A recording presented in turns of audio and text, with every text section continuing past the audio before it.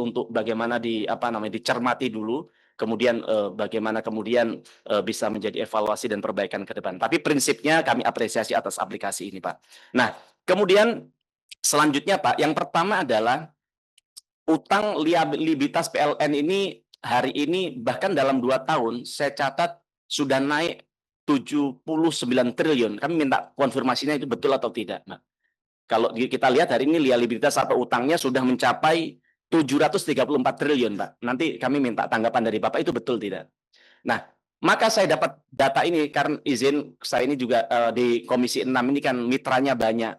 Sehingga kami coba materi ini kami juga dapatkan dari beberapa staf ahli kami untuk bagian mendapatkan data-data yang komprehensif, tapi tentu kami komprehensifkan ke jenengan karena paparan jenengan tadi disampaikan seperti tidak ada keluhan soal keuangan, bahkan memenuhi target RKAP begitu.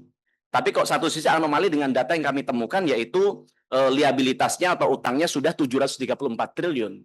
Maka kemudian ketika saya perjalanan ke sini jadi kekhawatiran buat kami, Pak. Nah, dengan utang segitu, bagaimana cara PLN memanajemen keuangannya? Kami tidak mau kemudian rakyat kami dibebani dengan hutang yang segitu besar, kemudian harus menaikkan tarif PLN, Pak. Nah, maka siasat strategi untuk bagaimana menurunkan liabilitas ini seperti apa begitu? Karena beban hutang ini tentu tidak mudah begitu, tidak murah juga begitu, Pak. Nah, kemudian juga skema take or pay, Pak. Nah, skema take or pay ini saya tidak tahu ya, siapa yang menginisiasi adanya skema take or pay untuk bagaimana ternyata listrik ini dipakai atau tidak dipakai harus bayar kepada swasta sesuai dengan kontrak yang diperjanjikan begitu, Pak. Nah, padahal di banyak sekali pola bisnis di negara kita ya orang ya kalau beli kita makan di warung, kalau makan baru bayar ya kan. Jadi maksud kami adalah ya kenapa kok harus take or pay, harus dipakai tidak pakai harus bayar. Padahal sisi lain negara kita sedang punya beban hutang yang sangat besar, PLN punya utang yang sangat besar di soal PLN ini begitu, Pak. Nah, saya coba benchmark ke satu negara tetangga kita, Pakistan. Hari ini karena beban hutangnya begitu besar, negara itu mencoba keluar dari sistem take or pay, Pak. Dengan mencoba untuk bagaimana ya membayar hanya yang membayar hanya yang dipakai begitu. Termasuk juga Vietnam, sekarang juga nyoba itu, Pak. Kenapa kita tidak begitu?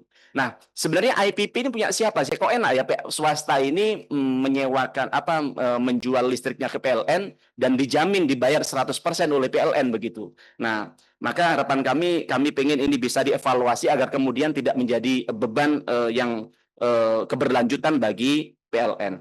Nah, terus kemudian satu pertanyaan buat kami dan masyarakat kami yang awam, PLN ini kan juga pernah dulu di awal kepemimpinan jenengan di tempat ini saya tanya ya kan, PLN ini sudah difasilitasi negara, juga sudah memonopoli perusahaan listrik di negara kita. Tapi kenapa kok rakyat juga nggak gratis juga, mereka harus bayar juga. Kalau nggak bayar, Bapak dicabut. Saya nggak tahu Pak Darmawan pernah nggak ngerasain rumahnya listriknya dicabut? Nggak tahu mungkin ya. Kalau rakyat kami dia tidak bayar berapa bulan dicabut, Pak. Negosiasi nggak bisa, harus dicabut begitu. Jadi artinya rakyat kami tidak gratis juga. Ini rakyat kami harus bayar, negara memfasilitasi, memonopoli juga. Tapi kenapa kita rugi terus-menerus gitu?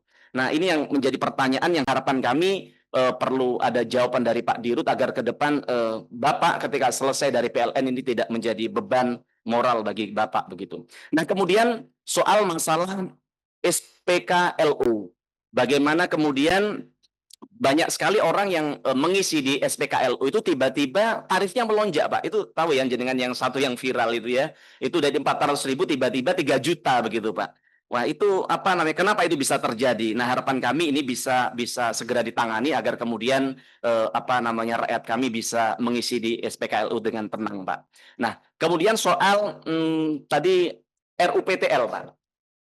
Soal RUPTL ini tadi kebetulan pagi kami rapat dengan Inalum.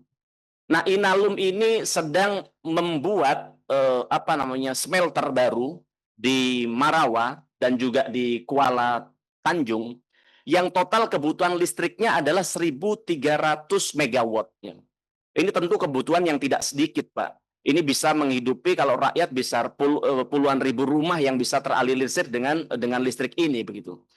Tapi yang membuat kami sedih adalah kenapa ternyata itu tidak masuk dalam RUPTL 2025-2034. Lalu saya tanya di Rut Inalum, ya kan, Ibu, kapan bikin rencana membuat smelter ini? Apa dalam semalam ini? Tidak.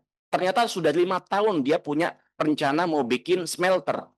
Lalu kenapa kemudian PLN sudah tahu apa namanya Inalum mau buat hilirisasi di perusahaannya, kenapa tidak masuk di RUPTL?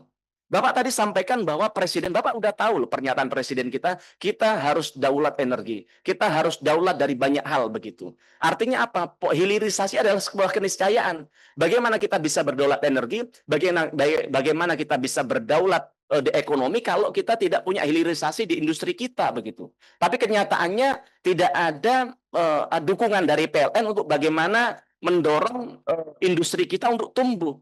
Nah, bayangkan Pak, dia ini selama ini merasakan bahwa ketika dia menjalankan usahanya Inalum ini, dia tidak ada toleransi untuk penurunan voltase. Kalau dia turun voltase sedikit saja dari 100%, maka dia harus mengulang lagi yang itu biayanya tidak murah, miliaran rupiah, Pak.